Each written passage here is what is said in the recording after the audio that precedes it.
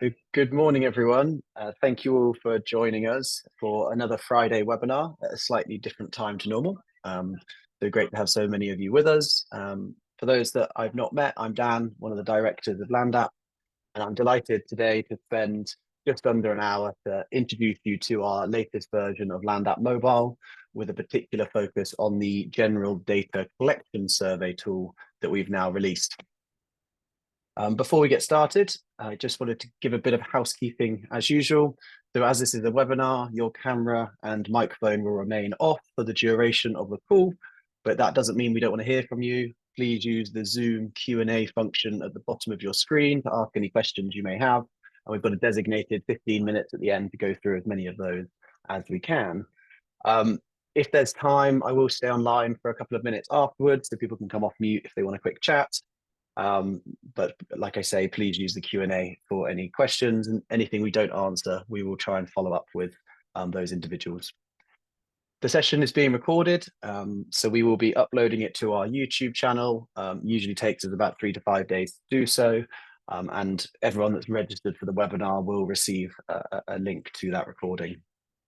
And then finally, we are constantly developing and really keen to keep listening to you. So at the end of the session, when you leave, please fill out that short feedback form, as it really does help inform us of our next steps, both in terms of the webinar series, but also in terms of the product and more. So the agenda today is we've got probably 45 minutes of discussion and demo, where I'm just going to give you some product updates and a bit of a welcome.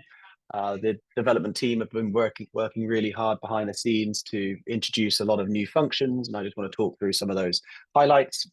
I'm then going to give a bit of an introduction to LandApp Mobile, where it's come from, where it is at the moment, but also where it's heading.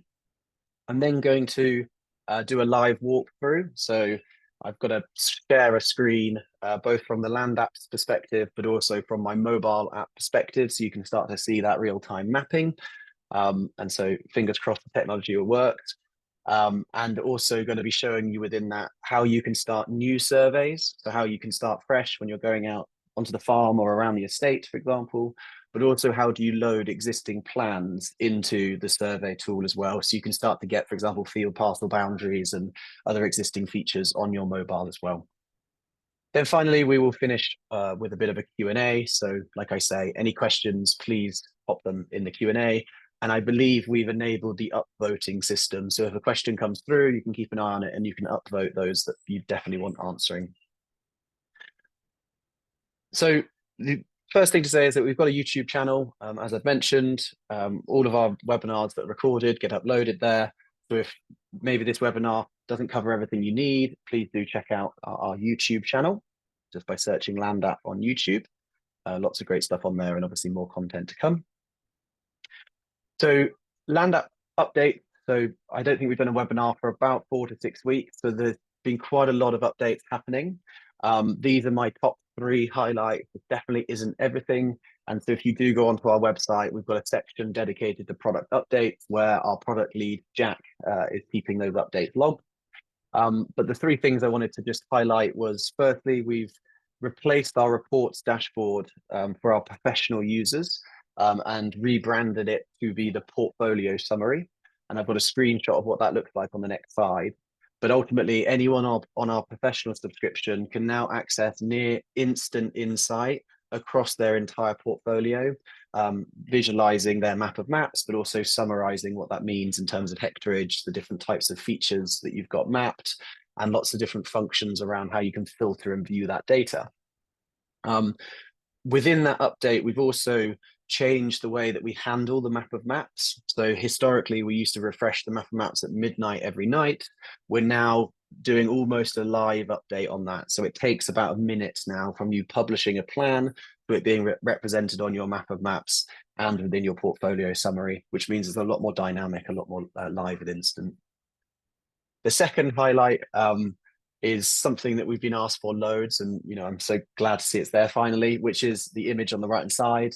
So we've basically just joined together the feature type code and the feature type name in the print legend, so you can see the code as well as the name it represents. So traditionally it used to just say cropland for the UK habitat code, but it now says C:(cropland, and that's the same across all your stewardship, your SFI, etc. So hopefully that'll just make your legends on your print slightly neater.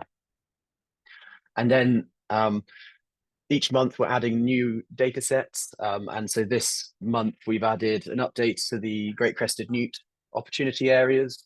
So there's constantly refreshes from all the different authorities, and we've got that aggregated at an England level now.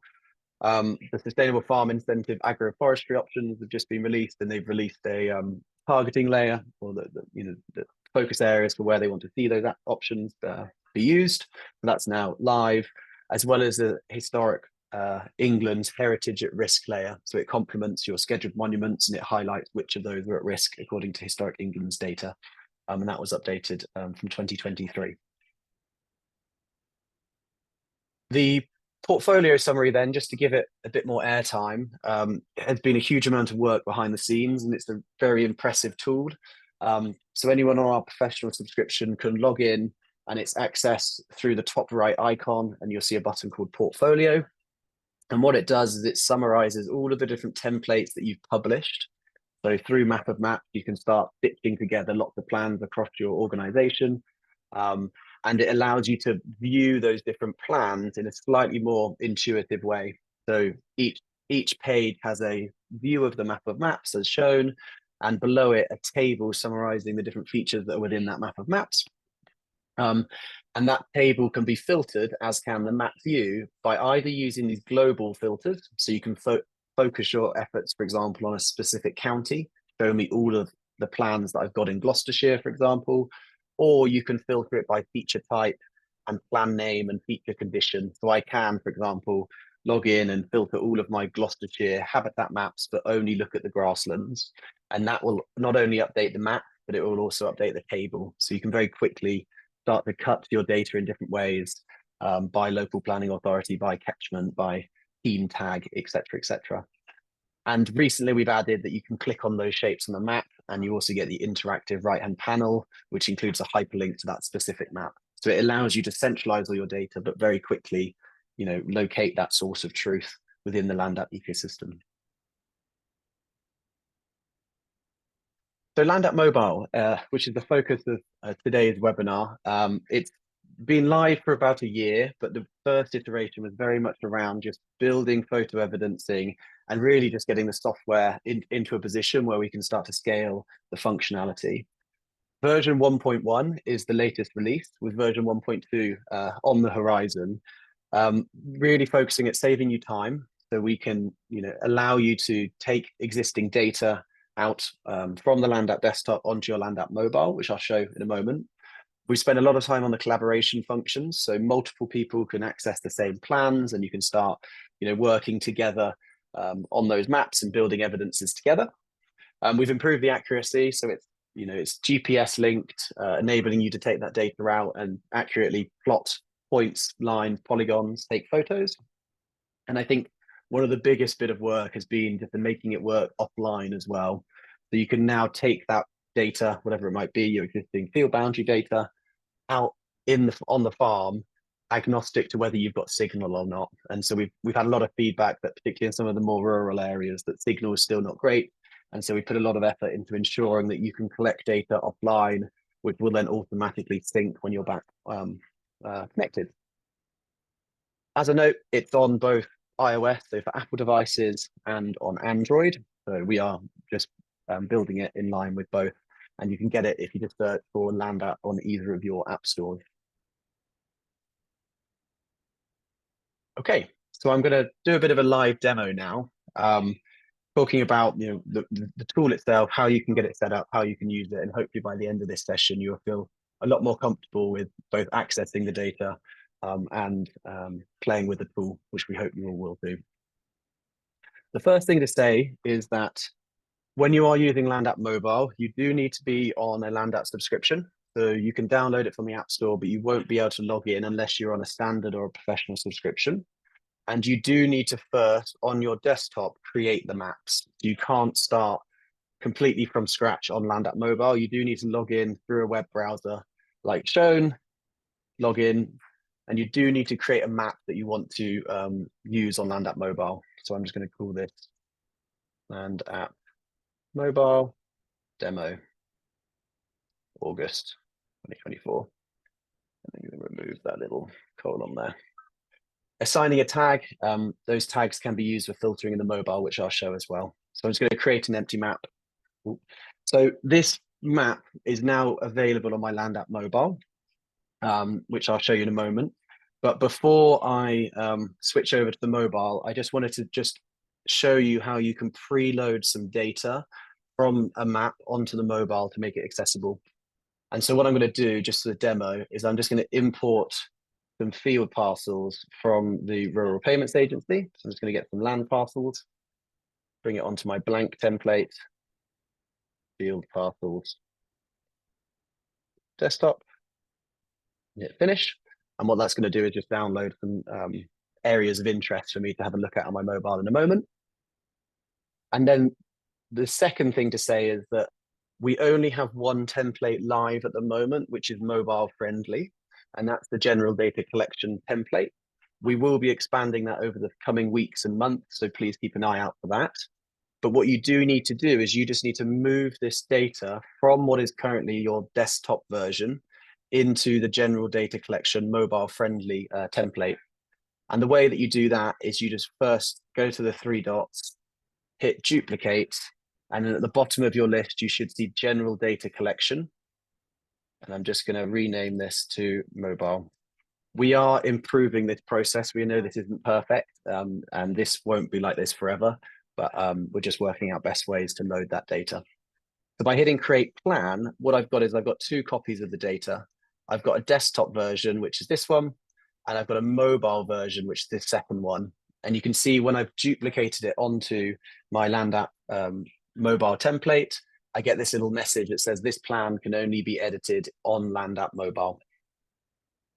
Okay, so I've now set up my map ready for land app mobile, and I'm now going to switch screens, he says confidently, and I'm going to load up my land app mobile. So hopefully you can see a bit of a background at the moment. Screen mirror. And so it takes a couple of seconds, but hopefully you can all see my screen, and I'm sure Rosie will interrupt me if she can't. So I've downloaded land app onto my mobile. You can see there the little icon at the top, and I click on it, and what that does is that then loads me up onto the mobile. If you haven't logged in already, you'll need to log in. And from your home page, there's a couple of things you can do. You can search for keywords. So I can search for demo, for example, or I can search my team tags to try and find the particular map I'm looking for. So for example, I put it under demo maps, and I've now, when I filter by demo maps, it's that top map I've just created, which is land app mobile demo August 2024. Within this homepage, if you do add any images, they will be the thumbnail. So as you add photos, the thumbnail will be replaced by the images you're creating. So I'm going to click on that that top thumbnail. And apologies, I was trying to work out how to make my finger trace. That gives you a bit more clarity, but I'm just going to use audio description for now. When you first load up the map, you'll then drop onto an interactive base map, which is by default is the satellite image. So it's quite high resolution satellite. You can see I'm over in Bristol at the moment, but you've got a different view of the ground. That base map can be changed by clicking the three dots at the top right-hand side. And so you can switch between satellite, terrain. So I'm just going to move around a little bit so you can start to see, or road. And these are all provided by Google. So we've got Google as our base map provider, as it gives us the scope to go not only within the UK, but also international as well. So the mobile app does load globally at the moment. By clicking the little arrow at the bottom right-hand side, the black dot, what that does is that then zooms you back into your location. I'm just going to go back onto satellite view as well. From here, there's a couple of things that you can do. The first thing is you can search for a location. So I can search for a particular place. I can search, for example, for an estate that's not far from me, and that drops you within there. Also within here, you can search for a what 3 words address. So I haven't got one handy, but you can search for a what3words address, or you can type in latitude and longitude as well. From the main menu, I hit back, didn't mean to do that. I'm just going to show you a couple of the key tools that you can do before I look at the preloaded data that I've done. And you access all of those tools by hitting the plus icon at the bottom right-hand side. And you can see that there's 4 options, and I'm going to just take those in turn now, starting at the bottom.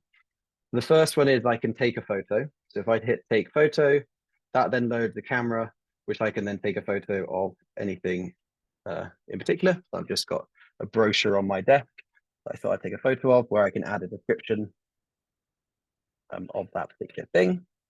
And what that does is that not only takes the photo, it also drops the photo icon of where I've taken it. So you can see I've got this photo, and you can see I'm jumping around a little bit because I'm in quite an old Georgian building at the moment. When you're outside, the signal is going to be a lot better.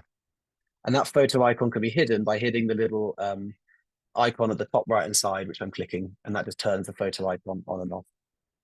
If you click on the photo, that then shows you the photo itself, whereby you can do a couple of things. You can extract the location data, the what3words data, and the OS grid reference of that photo.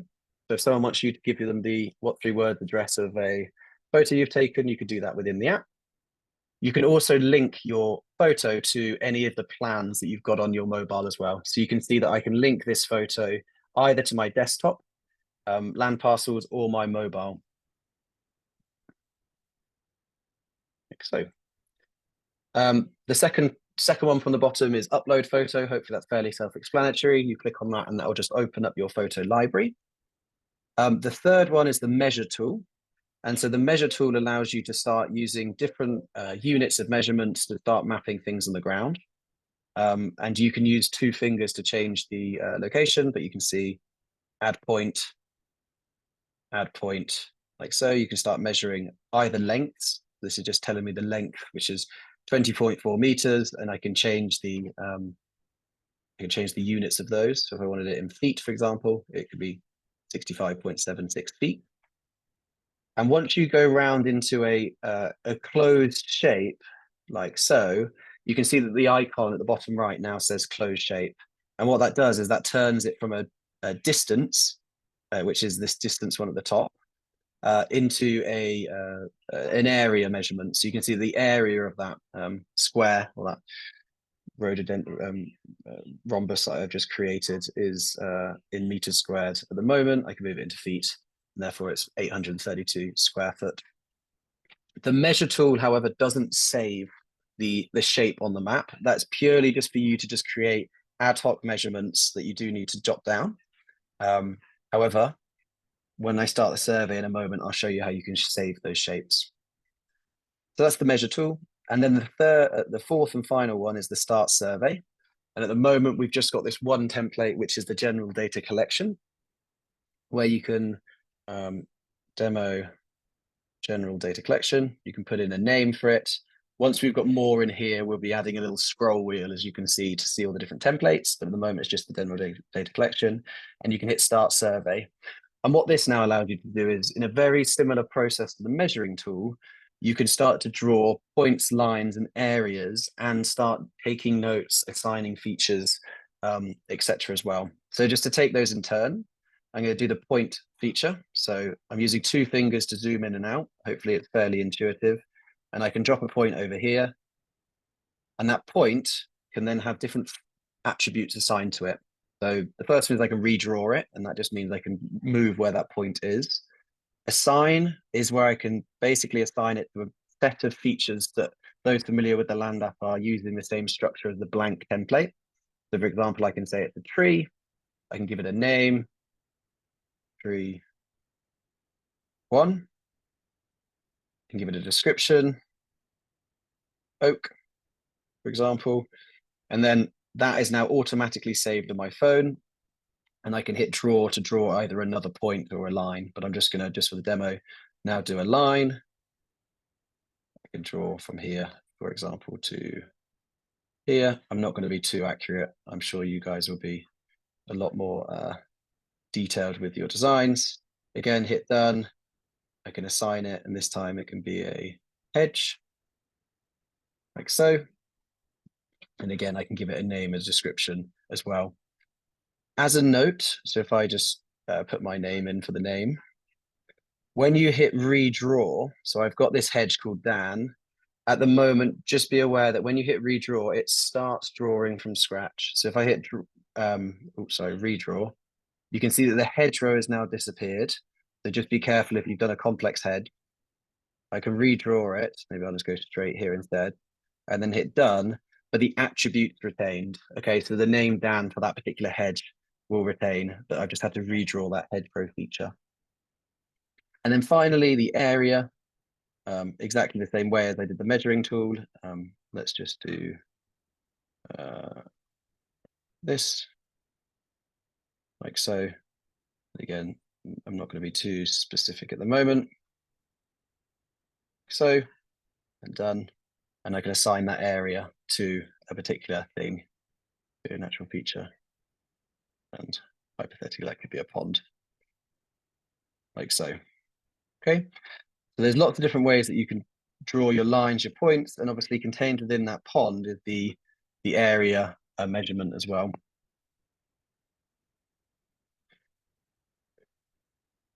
So I've now got a plan on my phone that's consisting of 3 different things. I've got a tree, which is tree 1. I've got Dan, which is a hedgerow. And I've got a pond, which is my blue square, or blue little polygon at the bottom here. And all of those can be edited within this kind of plan view.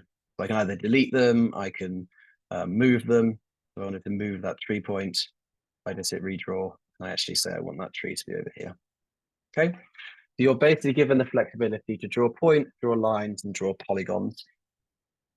If you're wanting to add photos, just as a note, you need to come out of the plan at the top left and go to the map, and then you add the photo. So you need to basically, the plan is where you're creating the geospatial data, and then the photos are within the map itself that you then link to the plan. So I can basically say, here's my photos. I won't give it a description, and I can basically link that particular photo, which you can see is syncing at the moment because I'm online.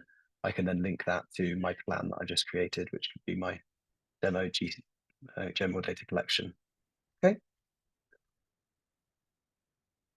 So that's kind of how you start a new survey. So that use case is really about how do you, start in the field and you just go and map a broken culvert that's in the field, or you've got a bit of a field margin that you want to go and measure out. You can use that, go and draw your area. And one thing I didn't actually show is that when you are drawing, you can locate yourself as well by hitting that little yellow arrow at the bottom right, and that will zoom into your location. So when you're drawing, say, a lapwing plot in the field, go and draw one point, locate yourself, draw another, locate yourself, draw another, and you can start plotting out that lapwing plot that you want. The second thing I want to show, however, is that I preloaded some data onto my map. And so if I'm on this Land App Demo mobile, you can see at the bottom the details of this plan. All plans have been, and photos have been synced, which is good because I'm online. But also within this plans layer, I've got 3 plans on this map, but 2 are on the device. The demo general data collection was the survey that I just started, but the one at the top of this list, the field parcel with mobile, was what I created earlier. So if I click on that, what that's now going to do, he says confidently, oh, it's because I got my location turned on. There we are. Turn off your location. Go to plans, field parcels, click on that, and that now zooms me in to the plan that I just preloaded. So I'm obviously not at this farm. This farm is over in Surrey, although I wish I was there.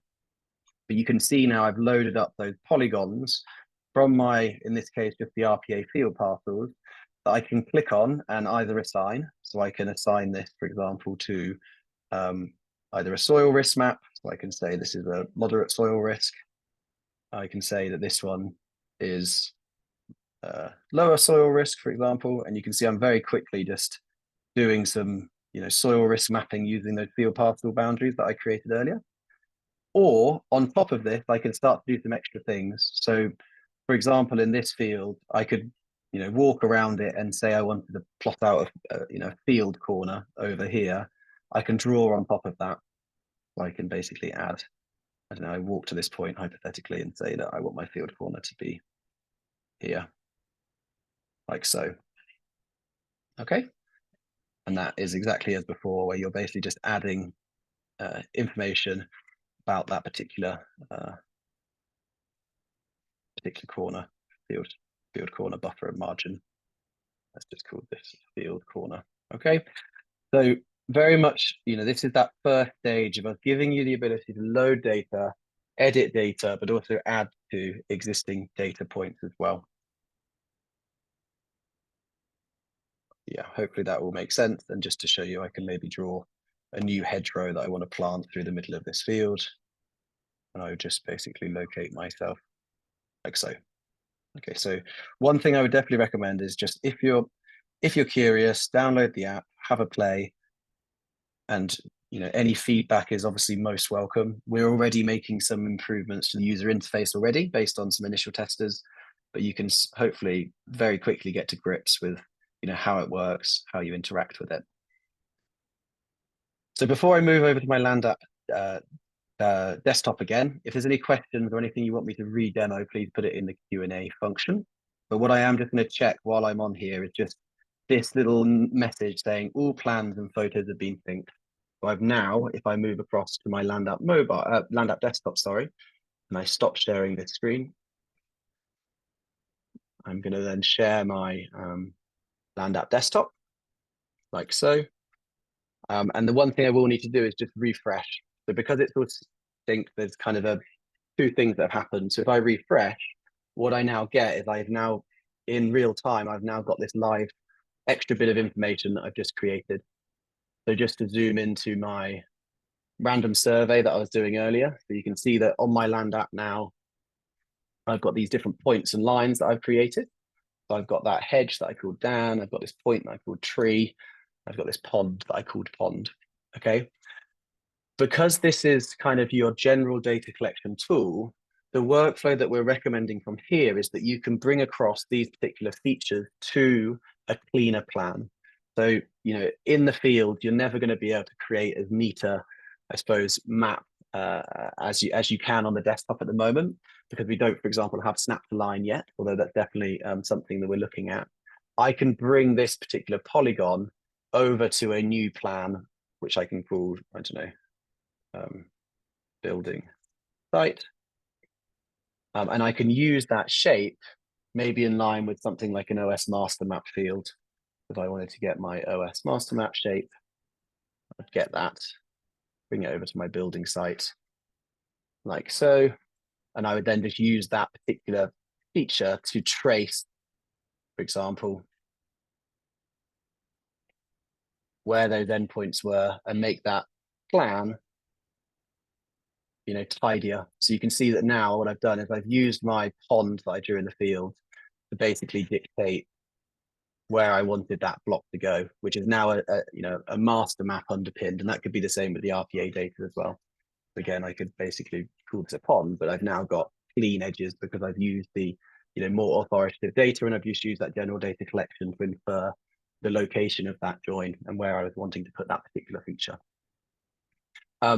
The photos that I've taken are basically all stored within this photos folder. So we basically store all of your photos together, and you can see them by toggling on this layer. So you can see basically these are the two photos I took.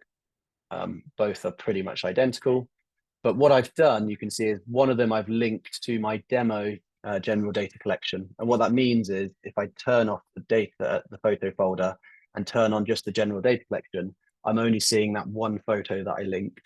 And so a use case might be that you're going out to do two things. You're going out to go and survey your fences to make sure that you've got everything that needs fixing. So you're making a fence template and you're just assigning and linking the photos to the fence that needs fixing.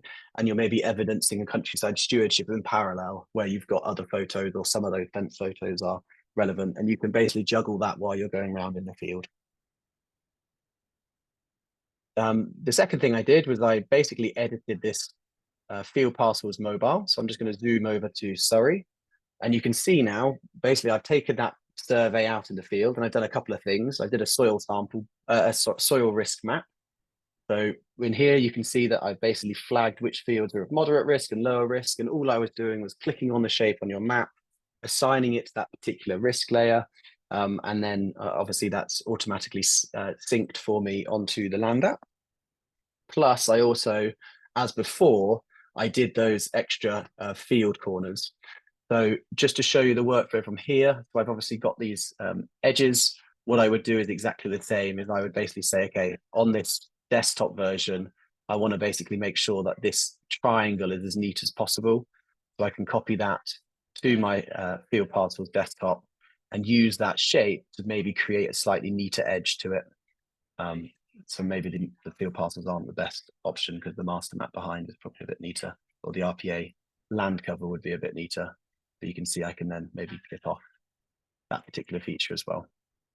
Okay, so basically I've used the general data collection, but I'm using the time on the desktop, which is a lot more, I suppose, a complex app on a computer, but inferring the location from that general data collection.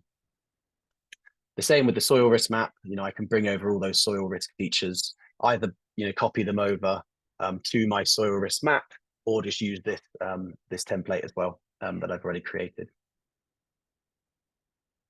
And so I think at 32 minutes past, they're the main things I wanted to show.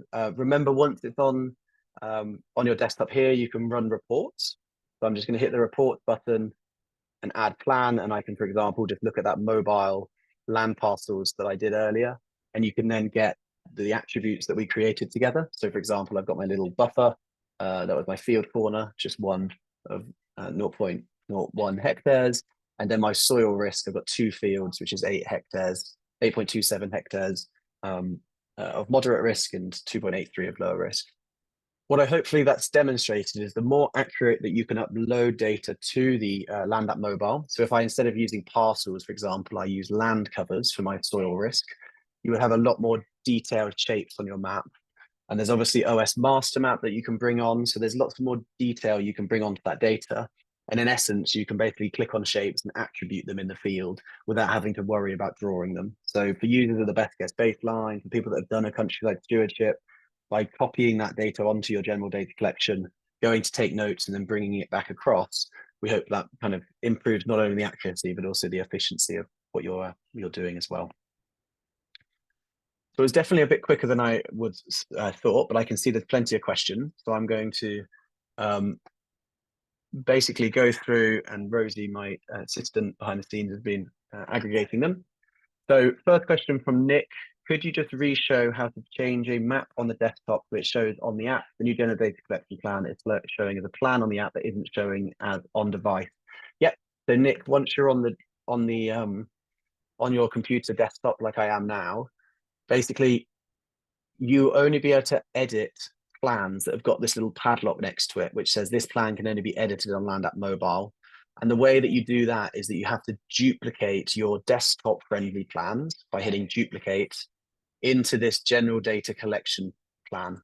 This isn't going to be forever. I'm hoping in the next month we replace this and you'll be able to edit everything. But just for now, in the next 4 to 6 weeks, you just need to duplicate it into this general data collection plan.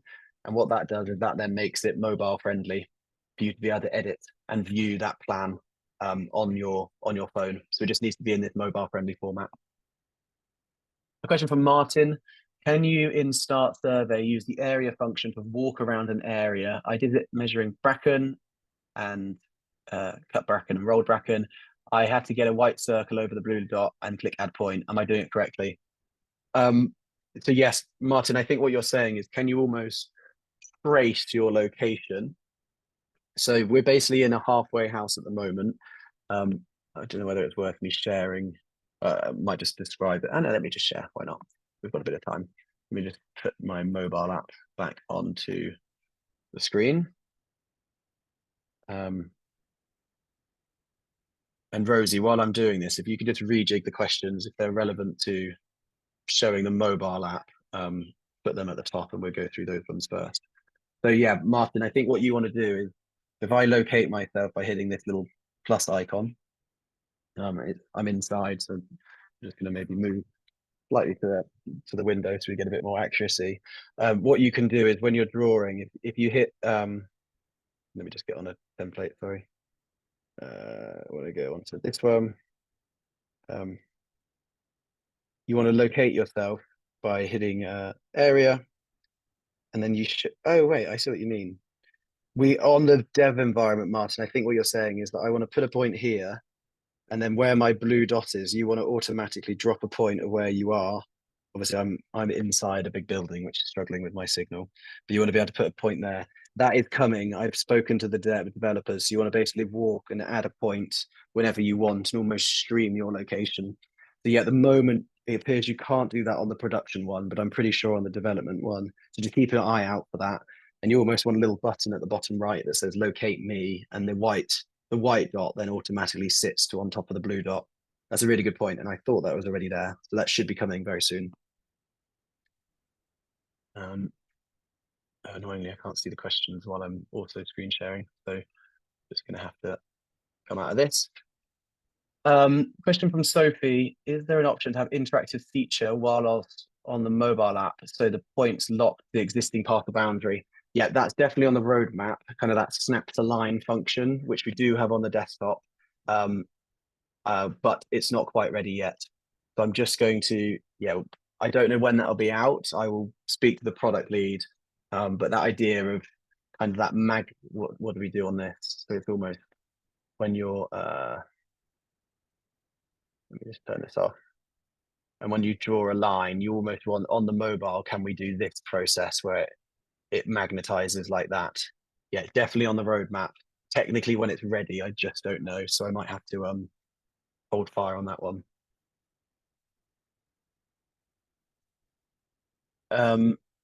Apologies, stupid question. New to the land app. No such thing as a stupid question.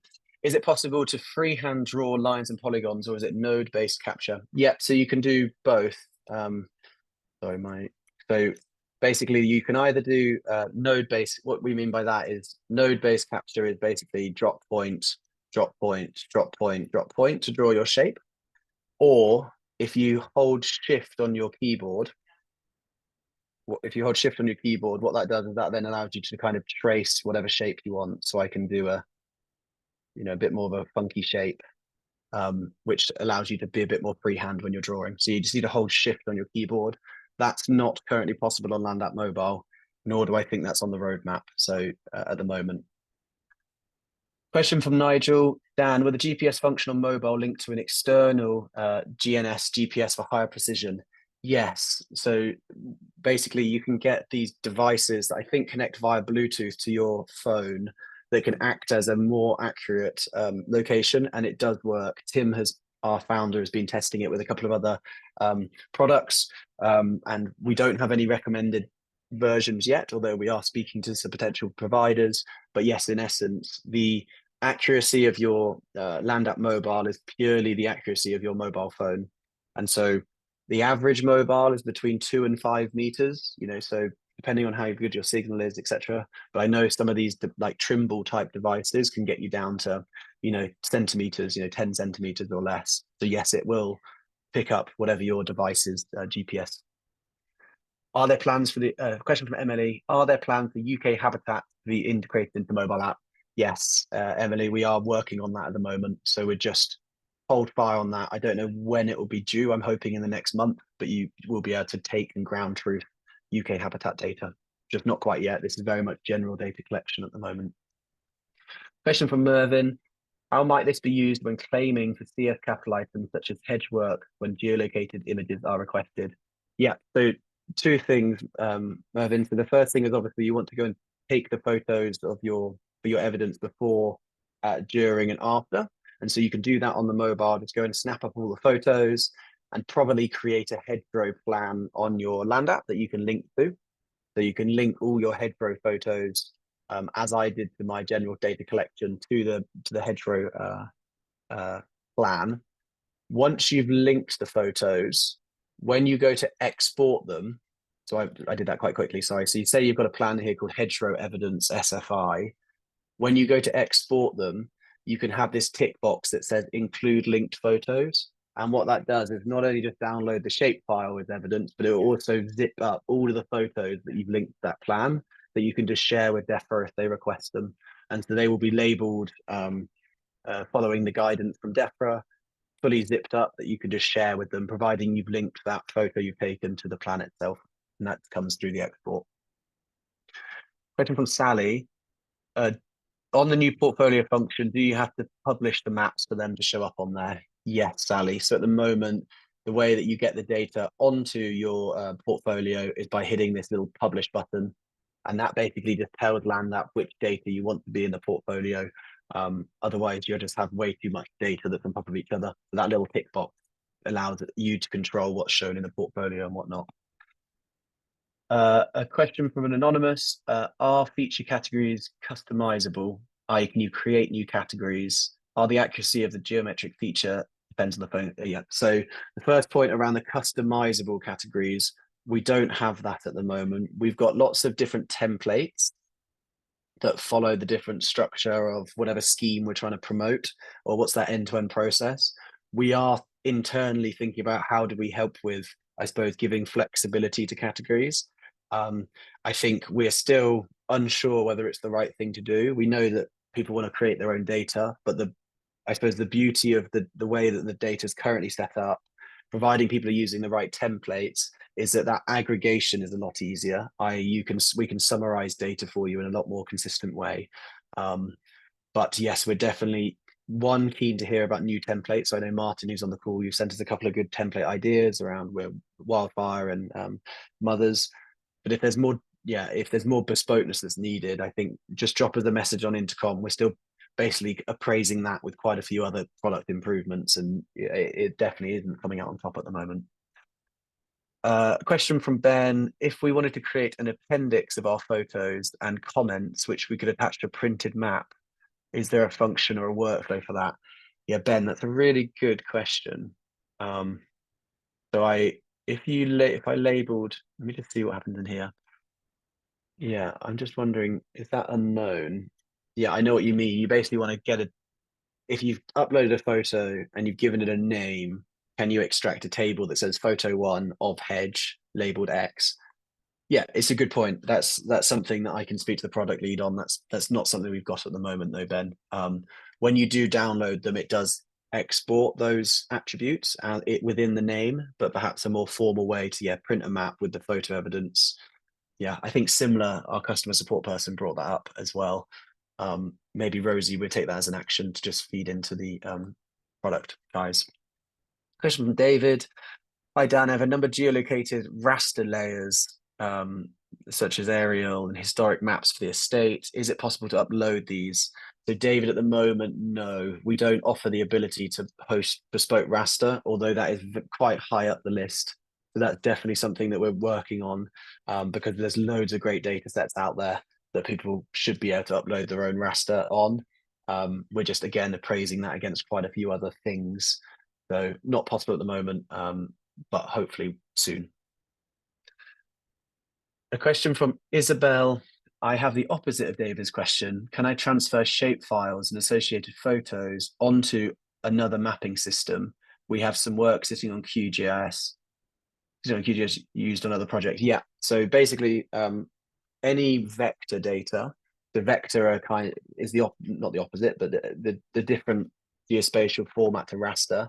Vector just means the shapes you can click on. So shape files, GeoJSON, KMLs, they can be uploaded and downloaded and pushed both ways. So any data you create on LandApp, you can basically click the 3 dots and export it as, for QGIS, I'd use GeoJSON, export it as GeoJSON, and then you could just drag it onto QGIS. And then conversely, providing it's in one of these formats, you can export it from QGIS and upload it onto LandApp. One thing I would just say is if you search in the help center for importing data, we've got a technical guide importing data onto LandApp. I would give if you are a QGIS user and you want the data to load onto LandApp as it should, please just give this a bit of a read, because we follow quite a strict data structure. And so, for example, a really key one that you just need to make sure is there is LA feature type, LandApp feature type, which just contains either the UK HAB code or the stewardship code, which means when you upload it onto LandApp, it will automatically style it. So just give that a bit of a read. And any questions, drop us a customer support request.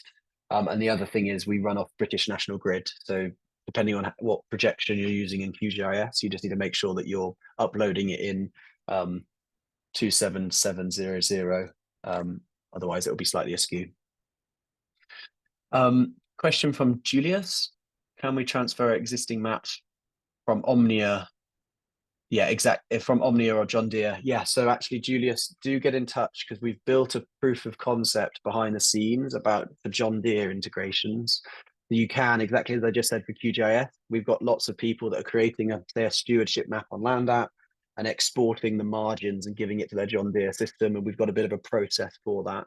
And so, yeah, we can help with that, shipping the data to the tractor, but also then pulling any data you may want, providing it's that vector data that I just mentioned. Yeah, so another question already answered, which is just around creating your own survey templates. We are thinking about that. We're just, yeah, it's not at the top of the list at the moment, although we know it's quite important. But if lots of people get in touch saying, I really want to be able to create my own template, we're quite a democratic way of running the company, and therefore, if that's what people want, we're happy to explore it. Question from Martin. When I copy from mobile to desktop, I can't seem to use the split. Yeah, so from mobile to desktop, I can't seem to use the split to edit. Interesting. Let me just test that because that might be a bug, Martin. So what Martin is saying is, I think, is if I brought over this field, for example, to my field parcels, so I've now got this, I can't split it. Ah, no, I think you can, Martin. You just need to make sure. Yeah, you just need to make sure that you're bringing it onto a desktop friendly. So I've managed to split it. You just need to move it away from that field, the mobile friendly version, and it needs to be on your desktop. We're hoping is a temporary measure, by the way. Well, we're on version 1.1. 1.2, we're hoping you can have more live editing of the same plans. But at the moment, you just need to bring it over to that non-mobile version, which doesn't have that little padlock with that tooltip on. Is there a prospect for a tool that allows you to map where you walk? Yeah, we've just covered that as well. So yeah, that's definitely on the radar. We want to be able to stream your location and drop a point every 1 second or every 5 meters or whatever we choose to go with. So you can walk, for example, the perimeter of a pond or the length of a fence, and it just creates a line for you. Yeah, that's definitely on the horizon. To follow my earlier question from Isabel, I was asking if I export photos with the connected plans. Yeah, sorry, Isabel, I did see you said that. Yes, you can. So when you export the geospatial data, you can hit include linked photos, and that will download the photo in a zip folder, which should contain all the georeference data as well. So when you export them, if I think QGIS accepts them as well, so you can just drag and drop them onto QGIS as well. So yeah, all your photos taken are within the metadata contains the geospatial reference. Charlotte, hi Dan, this is so cool. Thank you, Charlotte. Are the attributes for a mobile plan carried over from the desktop plan, i.e. if you assign a polygons to it, i.e. from the desktop plan? Yeah, good point. I think so. Let me just test that. So what Charlotte's saying is if I've got a, let me just make this a stewardship plan. It's always good to test these things. Countryside stewardship. So like this, which let's just for argument's sake say this is GS2, and this can be, I don't know, apologies, SW1. Just gonna. If this doesn't work, Charlotte, this is definitely something that we will be improving. So basically what Charlotte's saying is if you've done a stewardship like this and you want to, obviously this isn't a great stewardship, I'm sure you'd do better stewardship. But if I duplicate that into the general data collection and call it mobile CSS, right, we can just, let's view this together. I'm honestly not sure if this is going to work. So let me just test it and share my mobile screen.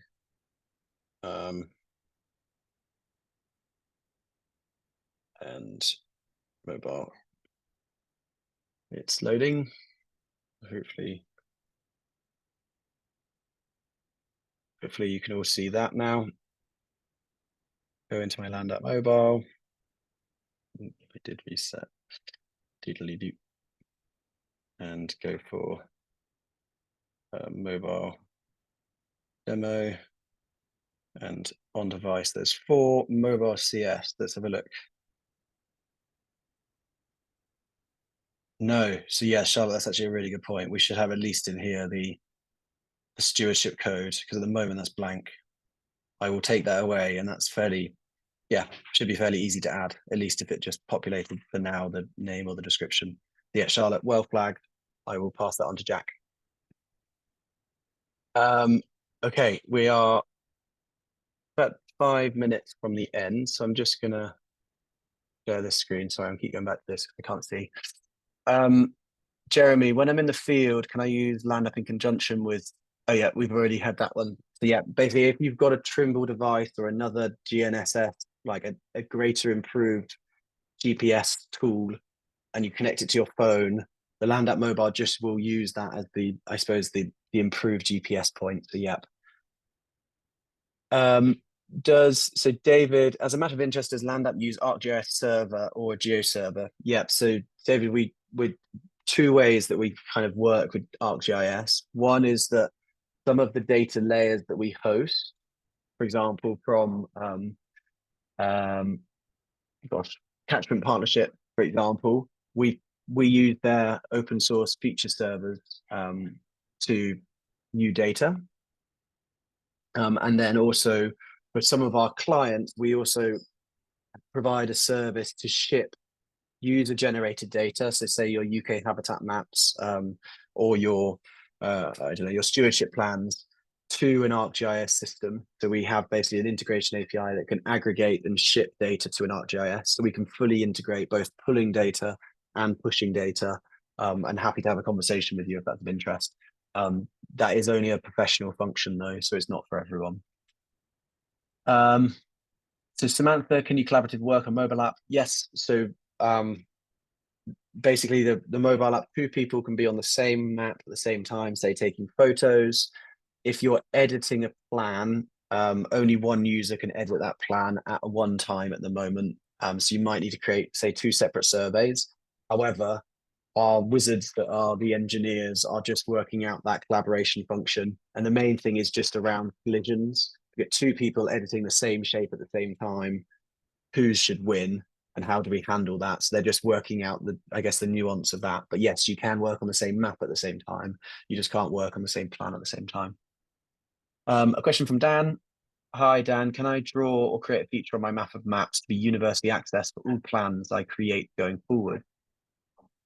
Sorry, Dan, I'm just going to take a moment to understand what you mean. If I create a feature in my map of maps to be universally accessed for all plans I create, I think the answer to that is no. And I'm reading it in 2 ways. Either can you create your own kind of feature type? So we've obviously in this plan, we've got wildflowers or whatever I did, low input grassland, flower rich margins. Can you add your own feature type that can be added in there? You can't. And then the map of maps, which is this publish function. And if I turn on my organization map of maps for countryside stewardship, you can see all the maps that I've created on countryside stewardship in the past. And you have a university access plan. I mean, you can access these features, so the shapes I've drawn through your map of maps. But no, I don't think you can access, you can't use those features universally. You can view them, but you can't use them. Sorry, Dan, I'm not sure if I answered your question at all there, but hopefully that helped. Question from Kate. If I make changes to the base plan on the desktop, add a new polygon, how do I get it to the mobile version of that plan to update? Yeah, good question, Kate. So I believe, although let me just double check. So say on my mobile, I want to add that stewardship. You know, if I've added maybe I want to add this polygon. Can I copy this? No. At the moment, you can't, Kate, by the looks of it. But this is, so we're basically in this temporary holding place where we're just allowing people to upload data and edit. The next update, which is coming soon, will be that the plans are the same thing anyway. We're just going to fix this collision idea, and therefore you won't need to move data from your mobile version to your desktop version. There'll just be one plan. So hopefully that question will be answered over the next couple of weeks, but at the moment you can't. How can I ensure the GPS is recording when taking a photograph? Yeah, so if you take photos on Land App Mobile, it will not let you take a photo unless you enable the geospatial element. So if you're taking it through Land App will basically force you to change your settings on your phone to include the geospatial. If your client isn't using Land App Mobile and say they're just taking photos on their iPhone or Android, they just need to make sure those settings are turned on before they leave. And don't quote me on this, but basically, if you're an Apple user, so an iPhone, by default, they will always be turned on and you have to opt to turn them off. And I think for your Android, it's the opposite. So by default, they're turned off and you need to turn them on. But please just Google how to enable geospatial photos on my device, just to ensure your client is not going and taking 100 photos and they haven't got any geospatial data associated to them. Question from Anthony, really interested in being able to improve field data capture accuracy with third-party GPS would be a game changer. Yeah, so Tim, our founder, is in discussions with some people that I think can help. We're not I suppose, a hardware provider, but there's some really good solutions out there. And yeah, the more accurate your phone is through these different devices, the more accurate your maps are going to be. Question from Penny, looking at the features on the mobile system, I can't see one for a wall. Could there be a wall added? Yes. Let me double check whether I agree with you. Bear with me, Penny. And if there's not, infrastructure, yeah, there's not. Gate, fence, ditch. Good point, Penny. Okay, so Rosie, if we could, because I know they're doing some updates as well, can we just maybe message Jack today about adding wall as well? Thank you, Penny. Really good point. Another question from Nick, just to follow up on my earlier message, even though I've duplicated the plan into general data collection, it doesn't show as on device. So Nick, one thing is just, what I would do is just close your app and reopen it, or refresh your Land app and reopen it. So if you're already logged in on Land app and you've got the Land app mobile logged in, I think we're just working on that automatic refresh behind the scenes. The safest thing to do would just be fully close the app on your mobile. So literally on iPhone, you swipe it up. I don't know how on Android you do it. Like close it and then re-log in, and it should be there, Nick. Hopefully that answers that question. And then question from Martin, can you draw an area within an area on the mobile, then subtract? Not yet. So yeah, so this idea of kind of making the mobile able to do, donut creation like this is on the horizon. It's taken us 7 years to get the Land app desktop to this level. So for us to get the mobile app up, there's going to take a bit of time. So I think I understand what you're trying to get to, Martin, is this idea of making the maps more accurate. It's definitely on the roadmap, but when that can happen, I don't know. And then question from Martin, I can't upload a photo, please show. So yeah, happy for this to be the last question. Thank you all so much for your engagement. So yeah, the final point, if you can't do a photo, so I'm hoping my screen now shares. Basically, when you're drawing a photo, the top left, you need to hit that plan button and that map button. You need to go back to the map and then you hit the plus and then you should be able to draw a photo. We are improving that. That's definitely come out of the feedback already. But basically, you just need to be on the map, not the plan, to be able to take your photo. But I hope that helped. Anyway, thank you so much. And there's still 100 of you on the call. Really great to demonstrate that. It's been a long time coming. There's definitely more improvements to come. So please, what I'd say is it's not quite perfect yet. It's made some leaps and bounds.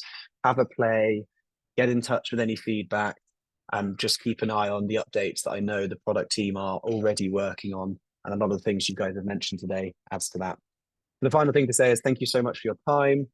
When you leave, please answer the survey. The recording will be shared once we got it on YouTube. And I'm happy to stick around for 4 minutes if anyone's got any questions, but please feel free to shoot. Thank you so much.